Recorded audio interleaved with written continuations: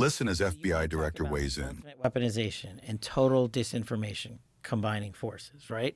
I mean, just look what happened with the Hunter Biden laptop story where 51 former intelligence agents testified that this... Thank you for bringing that up. Tell me about how crazy that is.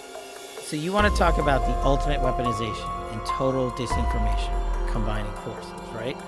A week before the election when Biden and Trump were running against you, maybe a week or two before that, right? A guy who used to be in the intelligence community says, oh, we got to bring the Hunter Biden laptop thing into play, knowing it was bogus.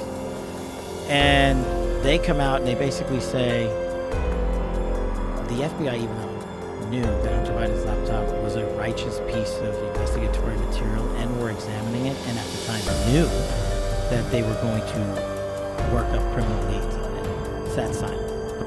The intelligence community comes in and says, we got to get this information out, because the guy who would end up becoming Biden's Secretary of State was advising and saying, hey, we got to squash this Hunter Biden laptop thing. Let's do the Russiagate thing. Let's do the Crossfire Hurricane. So they go to the CIA, and they go to then Director Gina Haspel, who, by the way, there's no coincidence in the government. Gina Haspel was Chief of Station in London when Russiagate was launched in London. So now she's Director of CIA, and we're on the eve of an election.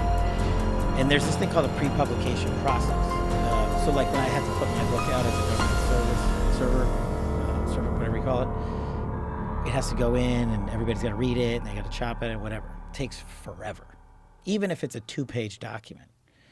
The 51 intel letter was written by these same people, some of who participated in Russiagate. And the person that has to authorize that is the director of the CIA before it goes public.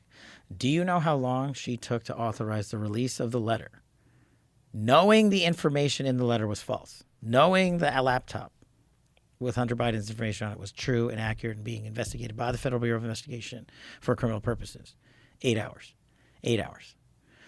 They released that barrage of disinformation for 8 hours. And what do? We've spent the last 4 years proving up, and we've got more information coming on that too, proving up how those former secretaries of defense, CIA, NSA, deputy directors of the intelligence community all came together to politicize intelligence once again because they got caught on Russiagate and don't care. And they wanted President Biden to win so badly, they were willing to lie to the American people. And they did it again. What do you make of the laptop? Comment below.